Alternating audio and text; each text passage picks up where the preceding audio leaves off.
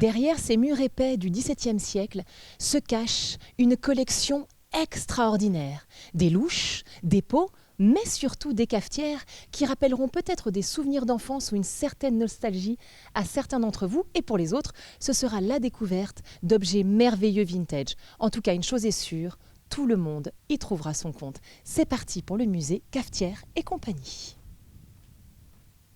Alors me voici avec Véronique Kellier-Guillois. Bonjour Véronique, ça va bien? Bonjour Amanda, très bien, merci. Alors où sommes-nous Véronique? Eh bien, nous sommes dans le musée dédié à la tôle émaillée à usage ménager, donc tous les objets anciens de nos grands-parents, arrière-grands-parents, à usage de cuisine, de toilette. Et c'est le seul musée dédié à ce thème qui existe en Europe. Et alors, combien de pièces y a-t-il dans ce musée, Véronique? Parce que ça a l'air colossal.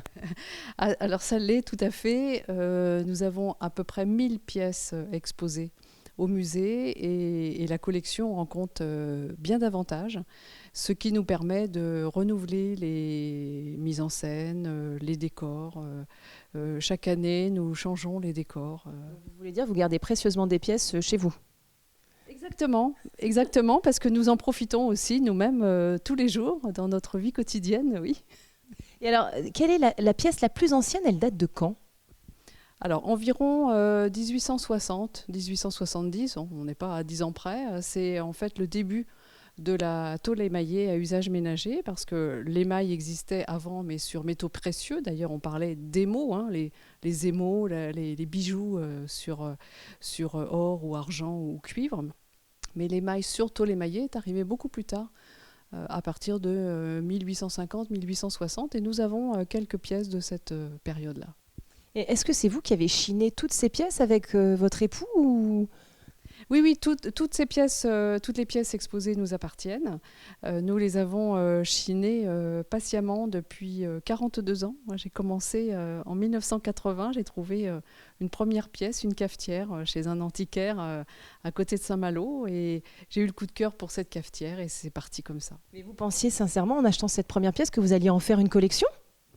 Mais non, pas du tout. C'est maintenant avec le recul et quand je revois d'ailleurs cette première pièce, je lui parle et je lui dis mais tu te rends compte, ma petite chérie, toutes tes petites copines qui sont venues agrémenter la collection, c'est grâce à toi tout ça, grâce à toi que nous accueillons des visiteurs tous les dimanches.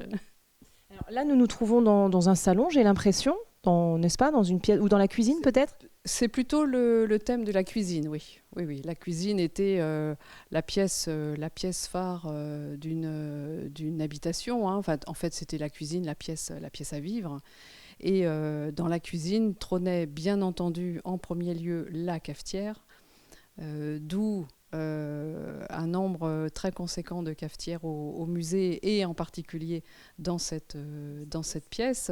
Même si, je le répète, c'est vraiment le musée de la tôle émaillée et pas uniquement musée de cafetière. Oui, bah d'ailleurs là on voit des louches, il y a des tasses, il y a quand même pas mal de choses. Oui, des boîtes à sel, boîtes à allumettes, porte-louches, série de pots à épices, une jolie coupe, un poêle calorifère. Magnifique ce poêle d'ailleurs, très très joli.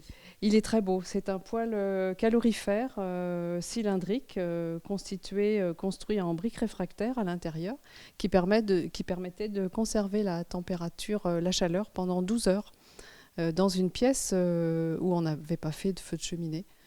On va peut-être y revenir parce que vu l'augmentation de l'énergie actuellement, n'est-ce pas? Je pense qu'il y a pas mal de monde qui va y revenir.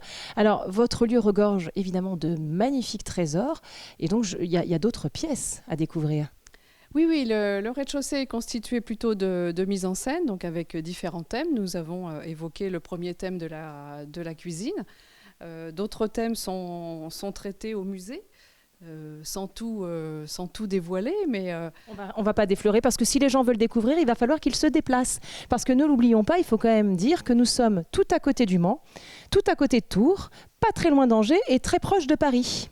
Bien sûr, et même des touristes étrangers viennent voir le musée. Nous avons récemment accueilli des Israéliens Alors eux, ils étaient vraiment motivés parce que c'est quand même un petit peu plus loin. Ils ont pris l'avion.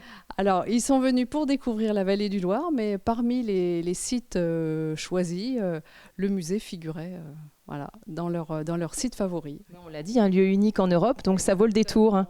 Alors là nous sommes où Alors, un autre thème traité, donc nous avons reconstitué un ancien magasin à l'enseigne Le Grand Bazar, et qui est composé presque uniquement d'objets en tôle émaillée, même si nous y avons rajouté des torréfacteurs ou bien des moulins à café ou des boîtes de bouillon cube.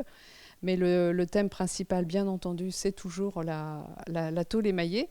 Et c'est l'occasion pour moi, lors de la visite commentée que j'assure tous les dimanches, de présenter les différentes formes de cafetières, de parler des décors, parler des époques de fabrication, comme nous l'avons fait précédemment.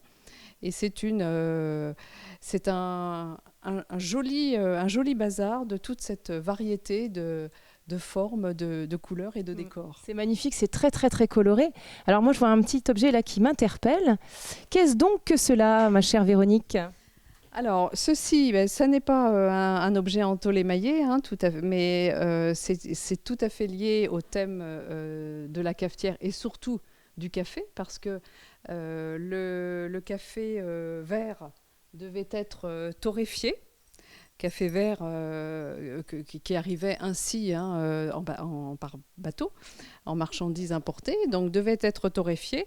Soit il l'était par des grands torréfacteurs que nous avons également au musée, les torréfacteurs d'épiciers, ou bien la famille pouvait aussi torréfier son café à la maison en fonction des besoins, par petite quantité, pour garder tout l'arôme du café torréfié. Alors, ceci est un modèle assez amusant, avec son réchaud à alcool, donc pour assurer évidemment la source de chaleur.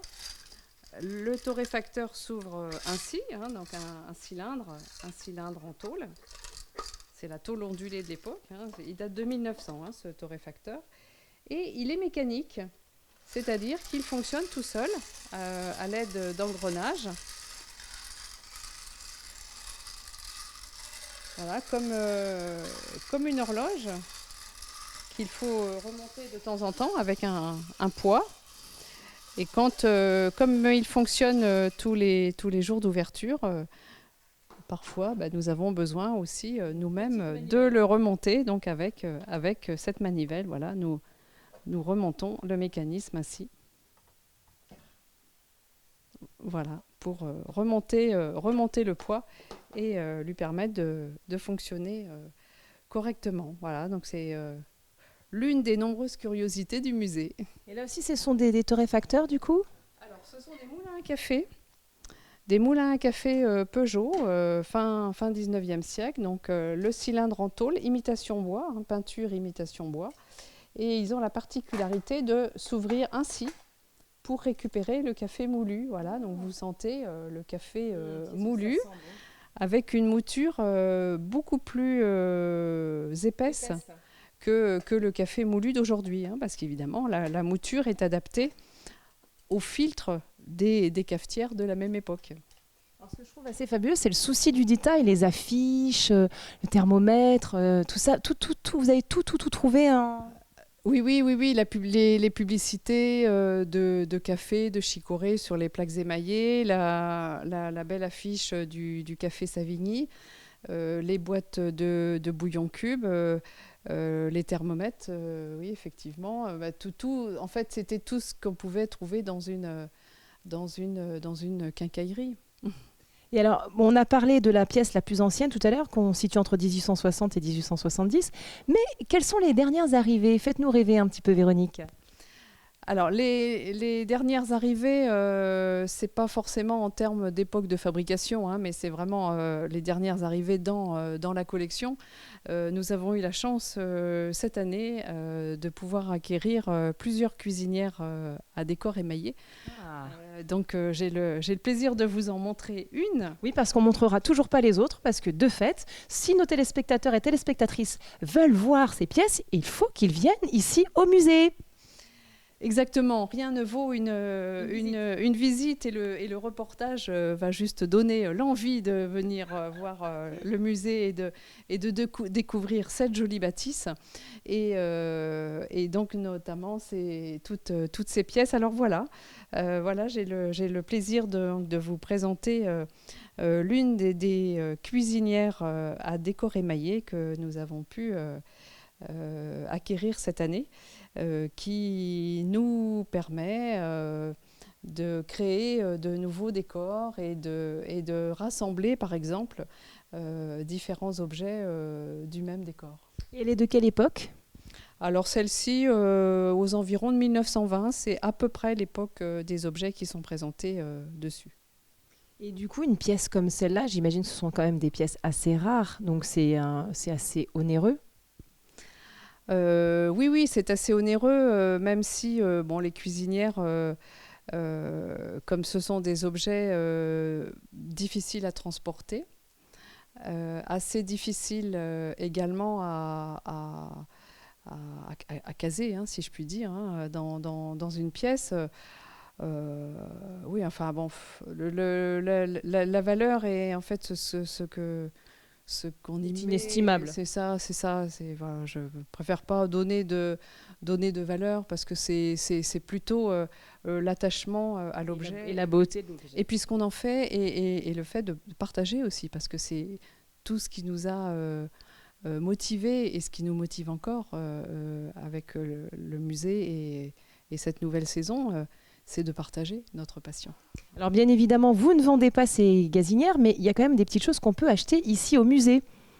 Mais oui, tout à fait. Nous avons souhaité permettre aux visiteurs de repartir avec soit un souvenir du musée, magnète, carte postale, set de table, tote bag en coton. On est écologique ici. Eh ben oui, tout à fait. Ou bien, pourquoi pas, puisque nous recevons également de très nombreux collectionneurs et collectionneuses, quelques cafetières émaillées qui sont pour nous, qui constituent pour nous des doubles. Donc nous les proposons en vente au musée et ça fonctionne plutôt bien. Alors Véronique, avant de se quitter, est-ce que vous voulez bien rappeler les horaires d'ouverture et les jours d'ouverture à nos téléspectateurs et téléspectatrices ? Oui, bien entendu, le musée est ouvert tous les dimanches jusqu'au 18 septembre cette année, de 14h à 18h, et j'assure tous les dimanches d'ouverture ainsi que le 15 août, j'ai oublié le jour férié qui reste, le jour J, une visite commentée à 15h, donc visite commentée qui dure entre 1h et 1h30, et souvent il faut m'arrêter parce que je pourrais continuer tout l'après-midi. Mais vous êtes passionnante, Véronique. En tout cas, nous, on a été ravis de faire ce petit tour avec vous, cette petite visite en exclusivité rien que pour vous. Et puis nous, on va filer parce que maintenant, on doit partir en forêt de Bercé, dites donc. Enfin, ça va, c'est à côté. Très bien, mais vous complétez parfaitement l'après-midi. C'est ça. Merci, Véronique. Merci à vous.